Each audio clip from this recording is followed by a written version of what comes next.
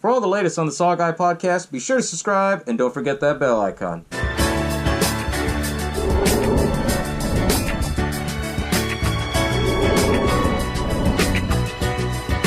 Welcome to the SaWGuy podcast. As always, y'all know I am the SaWGuy. And you know what it is right now, right?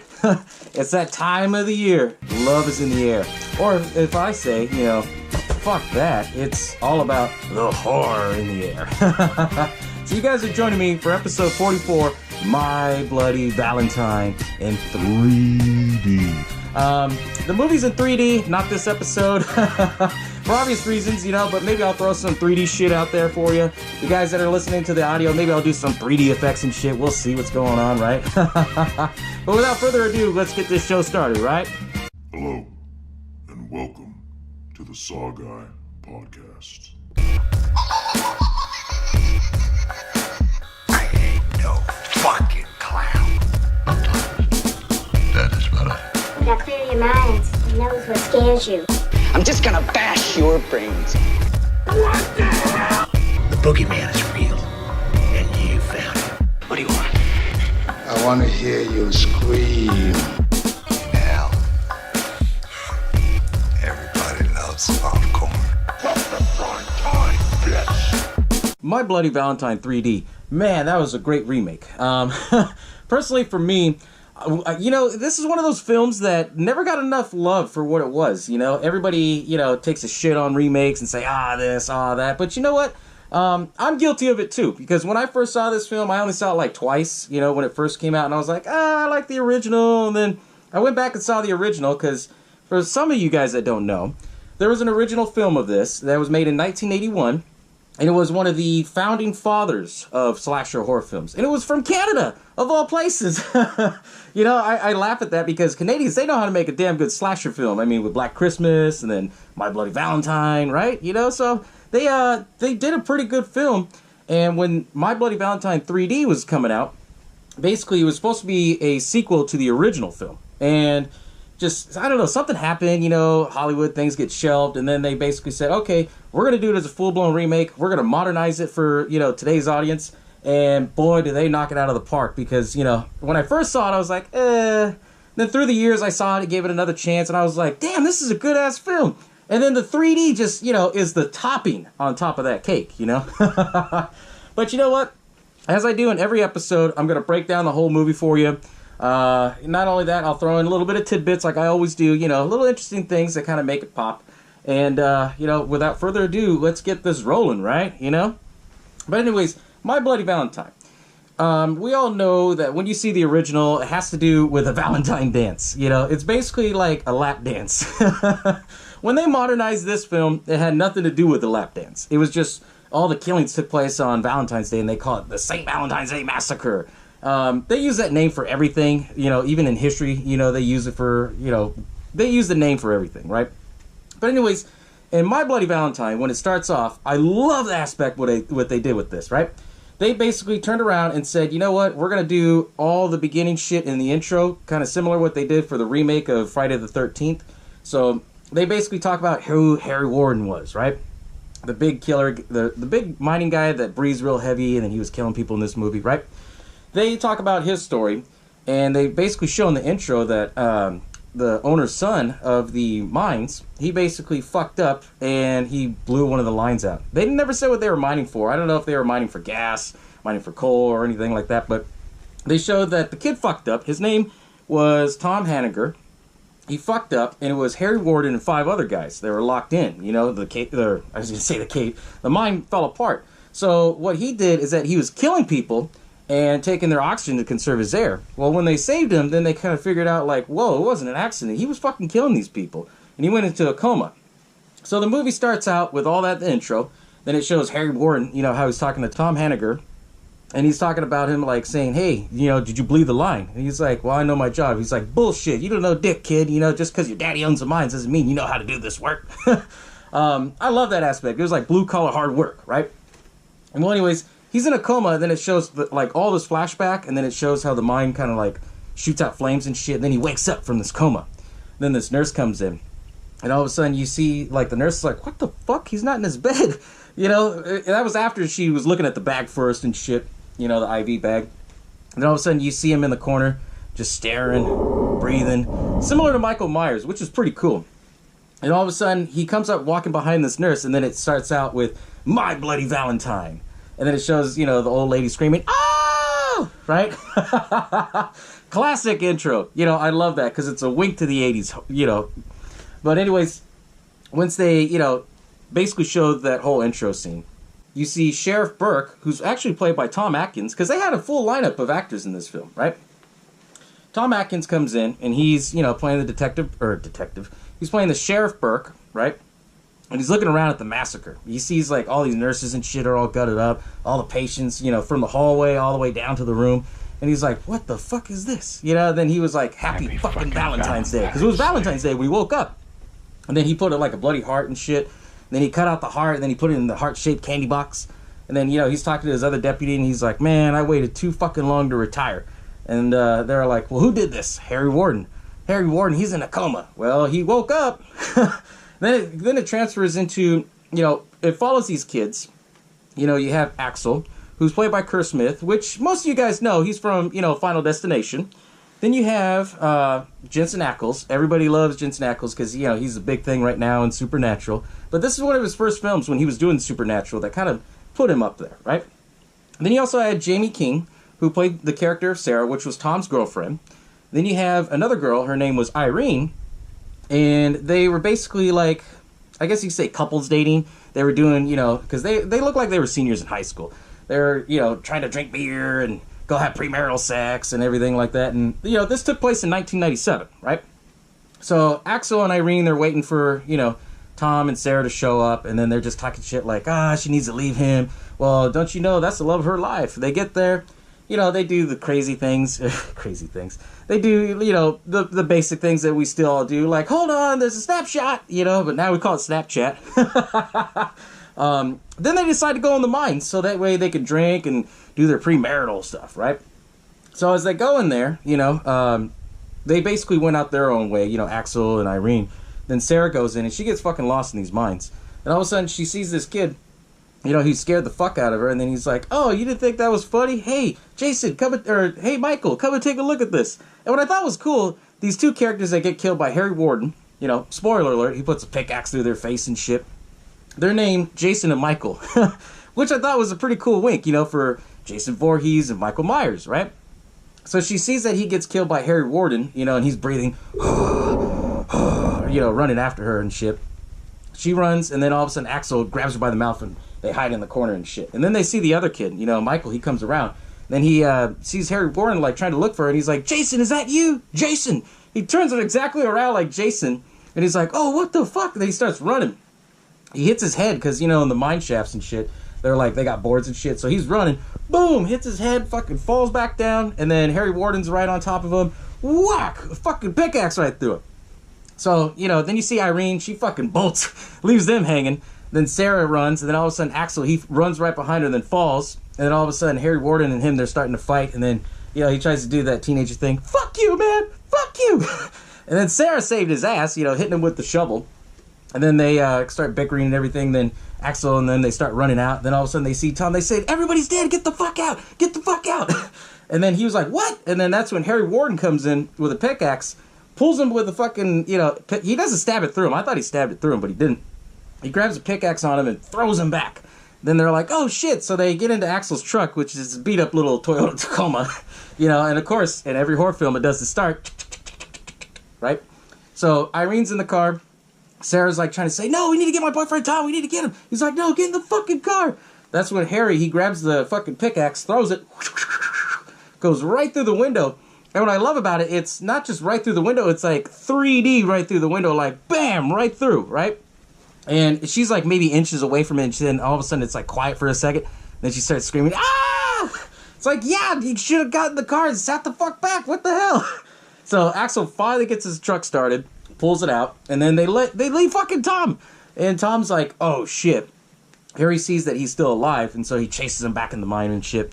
Then all of a sudden he trips over shit, and then that's when he points the pickaxe at him. He's like, you know, like he's next, right? And before he could do anything, you see Sheriff Burke and his deputy, they shoot him. And then all of a sudden he goes down. They're like, stay down, Warden. You know? he didn't want to stay down, so he gets back up, and they're fucking shooting at him. They're shooting at him with a .357, which I thought is crazy. Anybody you hit with a .357, they're going to go down. So they kind of imply that he was kind of, I guess you could say, not a zombie, but he was more like, not on something, but he was just he had a mission, He got shot like 3 or 4 times before he went down. And then he goes in to the mine, and then the mine falls apart. Then they said that he died in there, right? Then the story takes place 10 years later, So it's 1997 when that happened. Now it's 2007, right? And this all takes place in the town of Harmony. And then they show Axel, and all these other people, like what they've been doing with their life and shit. Axel finally, he stepped up and became a man. He became the actual sheriff of the whole town of Harmony. And they show that he's being interviewed by these people, by the news reporters, like, hey, do you remember what happened 10 years ago, And he's like, yeah, I remember what happened. Quit coming over here and starting trouble and shit, And as that's going on, he's sitting in the coffee shop. You see everybody. You see his other deputy come in. You see Ben, one of the old school, miners over there. He's like, man, you made us look like a inbred mining town. And he's like, well, what do you expect we are, They had a little bit of talk here and there. Then you see Sarah come in. And then it's implied and actually shows that Axel and Sarah get together. They get married. And they have a kid. Which is like, whoa, okay, so he stole Tom's girlfriend, I guess. Then it shows that they're all talking and everything, and then it shows this other young, cute girl. Her name's Megan. And so she was, the whole premise of this is Axel, he's, the sheriff now, and then Sarah, she still works for her father's, grocery store, because it's a local mom and pop store, and, it's a small town, right? And she basically runs the store for her father. And Megan works for them, right? And then she tells Sarah where she's like, oh, I got a doctor appointment. Can I come in late? Yeah, just get in there when you get in time, And they implied, because she turns around and smiles at Axel. Axel smiles at her.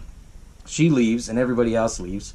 And this is what's fucked up in the film, right? It shows that there's this old house near the mine, which is Axel's father's old house, right? So he goes over there, and then it shows him and Megan are fucking. I was like, whoa, what the hell? Like, you got a good wife, you got a kid, and you're fucking this young girl, like, what? And it builds up this anticipation, like, it already gets you hooked like this motherfucker, right?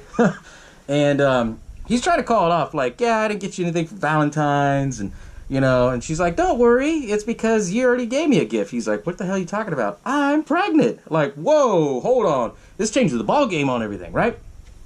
As that's going on, then you see Tom. He finally returns into town, because after everything happened, Tom, he had left, and he basically just didn't come back at all. His father had owned the mine, and when his father died, he didn't even go to his funeral. So everyone's like fucking shocked that Tom came back, because it shows that he drives to the mine, and then he goes and talks to Ben.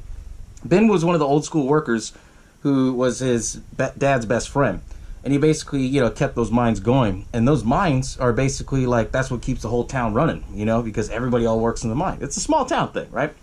So he goes and talks to him, and he says, yeah, I'm selling the mine. And he's like, what the fuck for? That's the bloodline of this town. What the hell? And he's like, well, my father wouldn't give a shit. He's like, oh, so you want to make peace with your daddy? Okay. And so he gives him the box with, like, his remains and stuff. And he goes, you can make peace with him since you didn't go see it. And he goes, Tom and him, they bickered. And he's like, well, I'm selling it, and I'll be out of here in town by tomorrow. Takes the thing, and then walks out. Then he goes and stays at this hotel. And what I thought was interesting, they called it Thunderbird Motel, right? I remember the name because I think of the Thunderbird, like the Ford Thunderbird and shit, He goes and he sees this little, I guess it was not a pug, but it's like a French bull terrier mix dog. And he sees this, the manager come out, and she's a little person. And she comes out and she's over there telling the dog, you little shit, why do you always run away from mama? And then, he kind of fucks with her. He's like, hey, I'll trade you the dog for a room. I could do that for you. So he gets checked in the room. As he gets checked in, he looks through the window, because the window's wide open. He sees Axel's ex-girlfriend, and he sees her, fucking this other dude. I guess she started a relationship. It didn't work out with her and Axel. And so she's messing around with this dude. His name's Frank, right? He's a truck driver.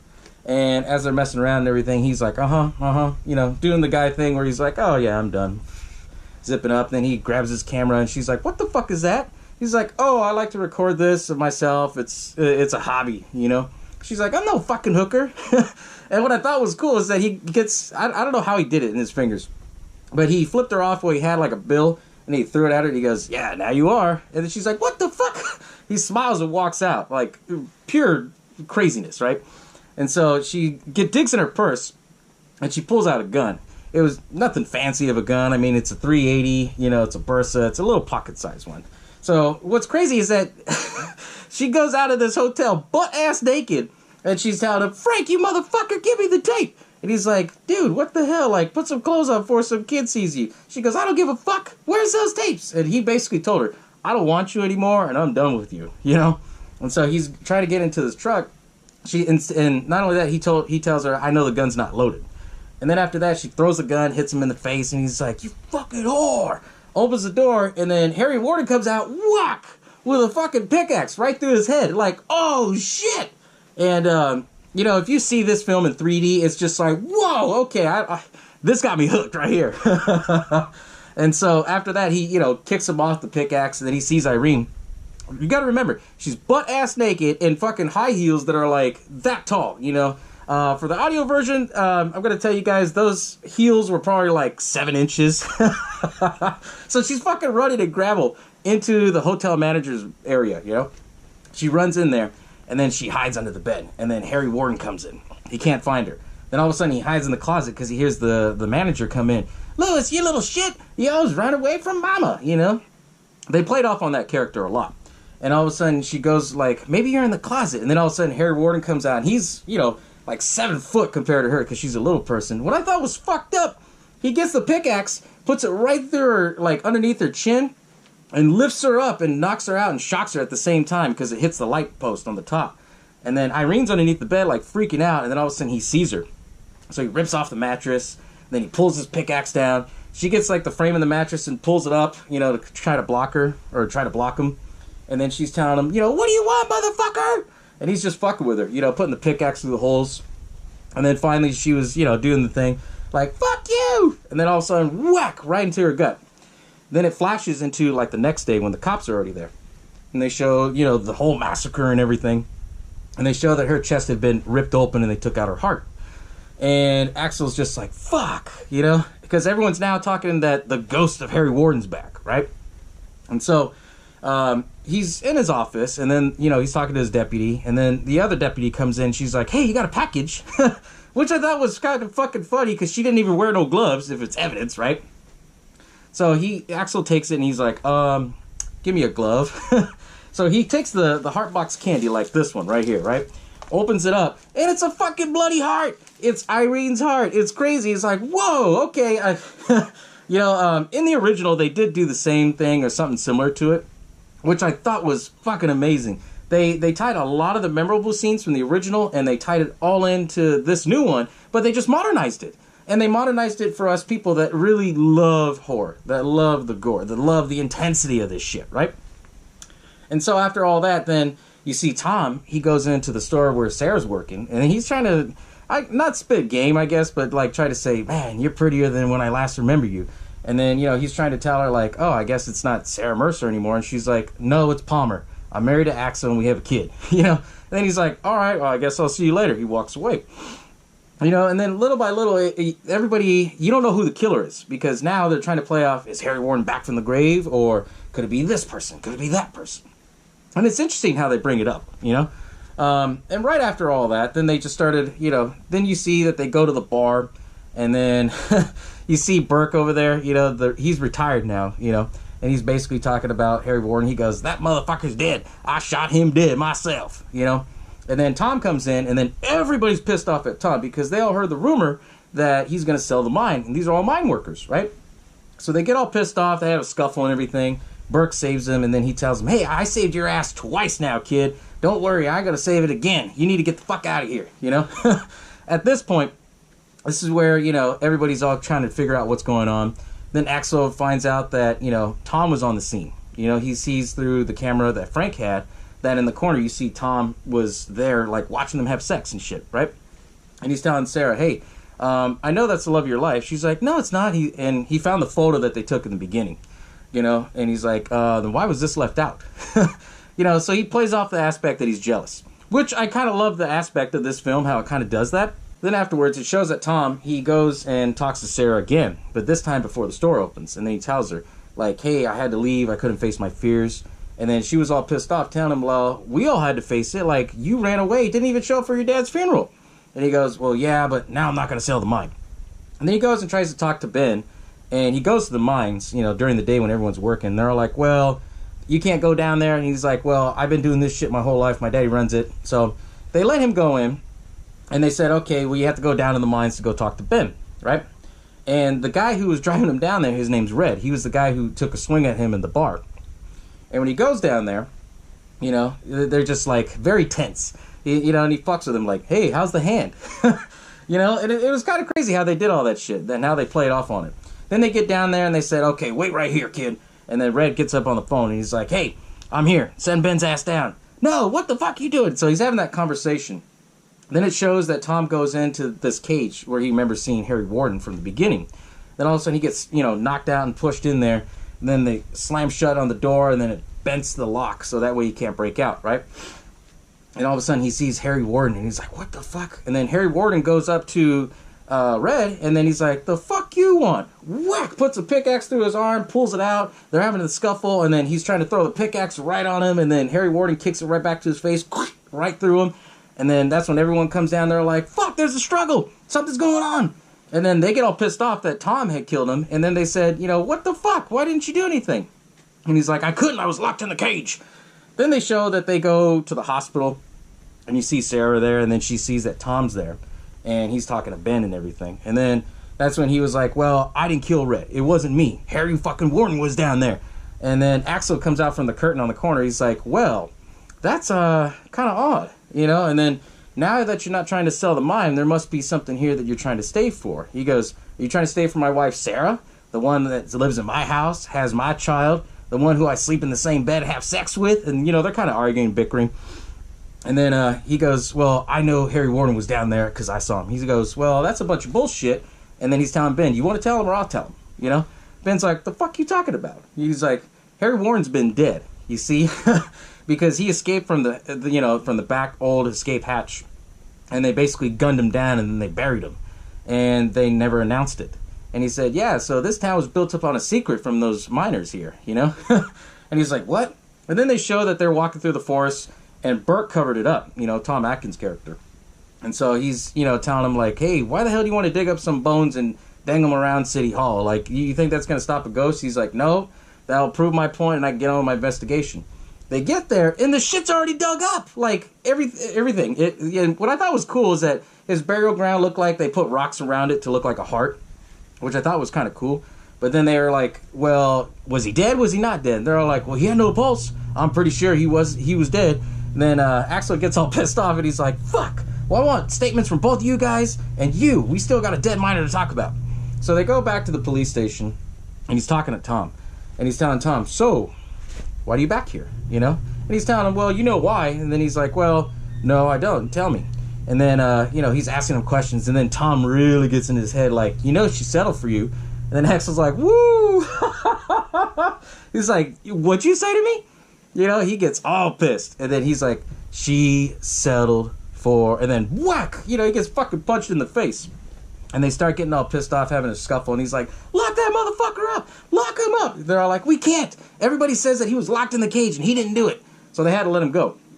And after he left the police station, Ben's telling him, hey, be careful, because, you know, if you don't look for Harry Warden, he's going to come find you, and I'm pretty sure he's looking to finish up what he started from 10 years ago, right? Then it goes into the whole aspect where it follows Tom, and how he tries to go into the mine where everything had happened. And then he sees, like, this light that kind of tracks him to go into Axel's dad's old house. He goes in there, and that's when that's when Tom finds out that Axel is fucking around on his wife, because he sees, you know, the heart-shaped candy, and then he saw a Valentine card from Megan, and, you know, that's when he really snapped, right? Well, spoiler alert. Then it shows that Megan and Sarah are in the grocery store. They're stocking up, doing last-minute shit, then all of a sudden the power goes out, and Harry fucking Warden's in there! So he's chasing the girls around, and then all of a sudden, you know, they get locked in the back room. They try to lock it, and then the fucking gate on the window was locked, and so they found the keys, they unlocked it, and then as Megan was climbing out, all of a sudden, everything stopped at the door. Harry Warden came around, pulled her back, Sarah's flipping the fuck out, hit the alarm, and all of a sudden, you know, Axel's banging on the window, at the front of the store because she ran out. And then he was like, where is she? Is everything okay? Is everything okay? Yeah. So they go around on the side of the house, they go on the side of the alleyway where the store was. And they said, he took Megan, he's over there. Then all of a sudden they see Megan, she's fucking dead. Her chest split open, and then it basically says, be mine forever. And, you know, that's when the ambulance came and everything, and then that's when Axel was feeling like shit, and then that's when his wife, you know, basically came out. Sarah, she said, well, I'm not blind. I know something was going on. You guys are fucking around. Oh, man, it built up the intensity on this. Like, what? You knew this whole time and you stayed with him? Like, what the fuck? Then it shows later on, it goes back to Axel and Sarah's house. And they have a maid because, you know, they both work a lot, right? So the maid and his son are, you know, the maid's doing the laundry and everything, and then the son's watching TV. All of a sudden, Harry Warden comes in and, you know, takes out the maid and shit, right? At this time, when it's going on, you have one of the deputies outside, you know, and then all of a sudden, Burke, he's knocking on the window, and he's like, hey, I saw him go in there. We need to go in there. You know, and they're bickering on who takes point, like who goes in first and shit. So the deputy goes in, and she sees the little boy, and she tells him his name's Noah. And they said, okay, hide and don't come out until I tell you it's okay. Then all of a sudden they see the dryer shaking. She opens it up, and it's the fucking maid coming out. And as that's going on, Burke's on the side of the house. He sees the miner hat with the light on. He's like, what the fuck? And then as the deputy screams, she says, Burke, get in here! He turns around, whoosh, you know, he gets the pickaxe right through his throat, and he's screaming, ooh, ooh. Then Harry Warden, he's just seeing him like struggle, and all of a sudden he just whoosh, rips his fucking jaw out, whoosh, and then kicks him down the fucking porch. Whoa, it was just, to see that in 3D was just like, holy shit, this is good, right? You know? And so, after it built up all that, then all of a sudden it shows that Tom, he's trying to run and hide and everything like that. And as he's trying to run and hide, you know, the police, obviously at this point, are trying to look for him, you know? And then, later on, Ben, he's like, asleep. Well, not asleep, but he's more like drinking his whiskey and everything. He passes out. He hears a noise, and he has his, you know, double-barrel shotgun, you know, like the hunting shotguns. Goes out the front door, tries to aim at something. He's like, fucking Harry Warden got me pointing my gun over there at Shadows. He goes back to where he was going to sit. Harry Warden comes and knocks him out, right? And then he's like, what the fuck? It's true, you know, because Ben, he's like in his 60s. Then he, you know, tries to hit him with a pickaxe. And he misses, and then all of a sudden, he grabs him by the head and is forcing his head, like, right there at the pickaxe, and it shows the pickaxe, like, super close on the camera. And then he's like, shit! And he kills him. And then they threw his body at the burial site where, you know, Harry Warden was supposedly buried at. So, at this point, number one suspect right now is Tom, because there's no other people that could do it other than Tom or Sarah, and Axel's gonna believe his wife over Tom, right? So, it's building up to this whole climax, right? Then they go, and I guess you could say Tom, he called up Sarah, which they never showed how he got her phone number, but he called her, and he basically said, I need to meet up with you, we need to talk. So she meets up with him, and instead of, you know, checking out of the hospital and waiting for her husband, then her husband goes and picks her up, and then they're all like, oh, she checked out with that nice fellow Tom. And he's like, oh, fuck, so he's trying to call her. And then that's when he tells her everything, because he hears all the news. And he tells Sarah, hey, you need to listen to me. He was gone for 10 years because 7 of those years he was in a mental institution. He was there at our house. He tried to kill our son. And, you know, he basically came out and said, I know I was fucking terrible to you, but please, you could leave me after all this, but just get out of the car. I want to save your life, you know? And that's when Sarah starts to flip out. So she pulls the fucking, you know, steering wheel. They crash and shit. She runs out and goes into, and she calls Axel and she says, hey, I'm in the woods. And he goes, okay, go to my dad's old place. So she goes to the old house. Then that's where she sees the car with Megan and everything. And then she sees the photo of her and Tom. And it's implied that it looks like it's Axel. And then she opens up the cupboard. All these fucking heart boxes come down. And all of a sudden the door opens. Then you see Harry Ward. And then you hear the breathing. And then you know, they have a scuffle. And then she hits him with a fucking frying pan. She runs out of the house and everything. Then she runs down to the mines. She can't open one door. So she said, fuck it. Goes into the mines. And then at this point when she's running through, she's worried that Harry Warden's going to come after her, right? And all of a sudden, Axel comes out. She knocks him down, takes his gun. She goes, what the fuck are you doing? What the fuck are you doing? He's like, what? I just got here. I'm trying to help you. And then Tom comes in, and he goes, hey, Axel, we know you got a problem. We know you got a problem. He goes, fuck you, dude. You know, and they're kind of bickering. And it's at this point, it's kind of like at a duel, you know? She has a gun, and she's pointing at both of them. And she doesn't know who to believe. And then Tom's trying to make it seem like it's Axel, right? Axel's like, the fuck you talking about? And then, you know, finally Axel's just like, you know what? Fuck it, shoot both of us. And Tom's like, what? He wasn't expecting that, you know? And he's like, no, shoot us both. That way you'll know who the killer is, you know? And so as they start bickering, then Tom starts to have like an episode where he's like, Harry Warden's right there. He's right there. You need to shoot him. Turn around. What the hell? Then it shows Harry Warden gets up to his face and then like he disappears. And it's implied that Tom has a split personality. Like, whoa, you don't see this fucking twist. Like, what? And then he's just talking to himself like, no, Harry Warden's here. You know? And then they start tripping out. And then Axel's like fucking with him because he's like, no, that ain't Tom. That's you right there, huh, Harry? And then he turns around and he goes, oh, yes, I've been here. And he goes, I fucking knew it. So him and Axel, they start having a scuffle. And then Tom fucking hits him in the gut with the pickaxe. And Sarah didn't do shit. His wife is just like pointing the gun, just like shocked, right? And all of a sudden, after he gets hit, then she starts to shoot at him.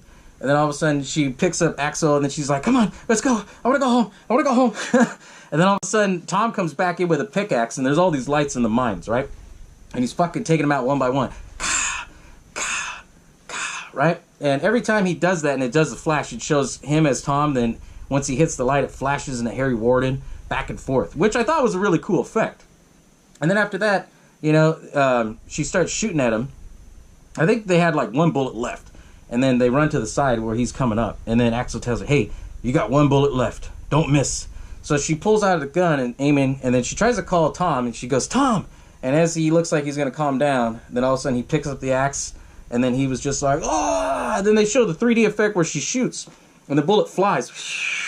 And it goes right through his gut. Hits one of the tanks, knocks off the valve. And all of a sudden the back pressure goes in. And then all of a sudden, boom! Everything blows up. Right? And then it shows the next scene where you see like these rescue miners. They're coming in. They're like, hey, we got a live one. They see Tom and they're talking to him. Hey, buddy, you're going to be okay. Tell me your name. Are you going to be... And then it shows that he grabs a pickaxe. Whack! Right through the guy's fucking face.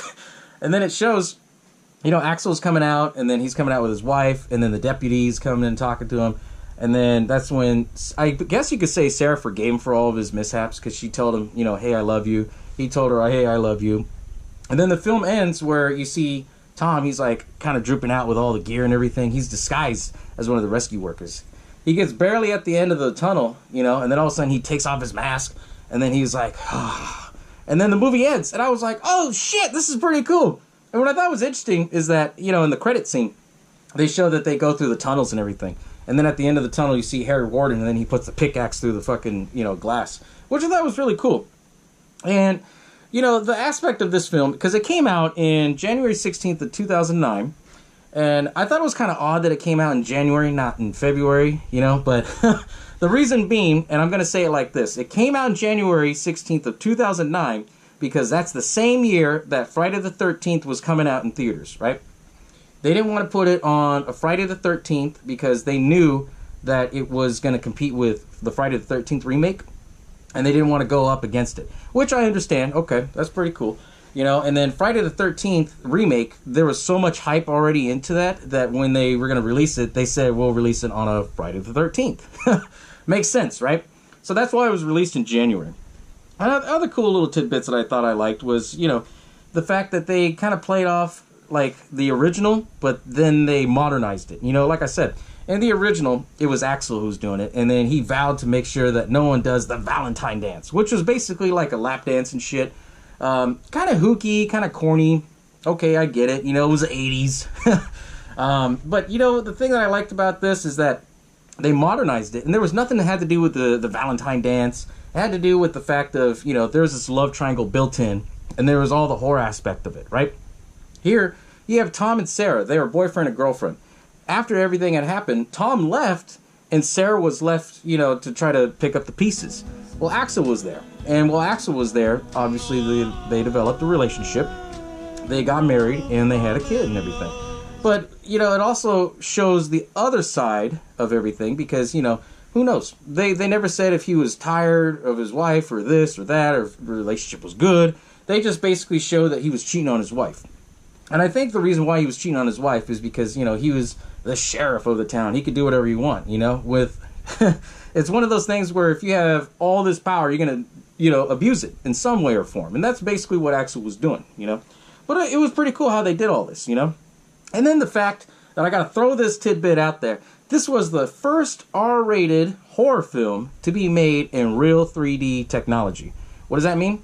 That means it was filmed in 4K with the 3D technology that was barely coming out, right? And it was cool because it wasn't just like 2D and then they made it 3D so you wear the glasses and shit. This was legit 3D where it showed like stuff popping out the screen.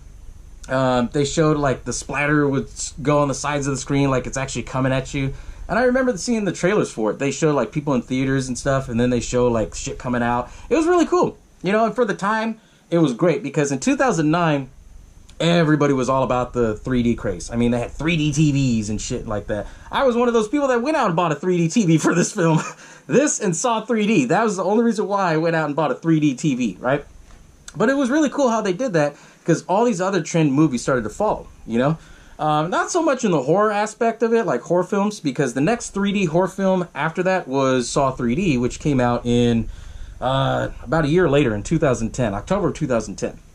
But it was pretty cool how they tied in that aspect because they broke that barrier of it. And it became a really good film. Now these days, you know, it's still a mixed reaction. You know, a lot of people say they like it, some people that say they don't like it, but, you know, if you watch the original and see this, like, you'll have a love appreciation for this. I know I'm guilty of it because honestly, at first I was just like, and then, you know, seeing it for that, you know, a few more times over the years, and I thought, okay, this is a badass film. I like this. And then for this episode, I mean, hands down, it's like, oh shit, how come there's no more horror films that are filmed in 3D at least, you know? But it's interesting, you know, it really was. And for a Valentine horror film, you can't go wrong. And then, as I said, you know, love is in the air, or horror, you know. Horror is in the air. But anyways, guys, thank you all for tuning in for episode 44 on My Bloody Valentine 3D. And as always, I'll catch y'all next time.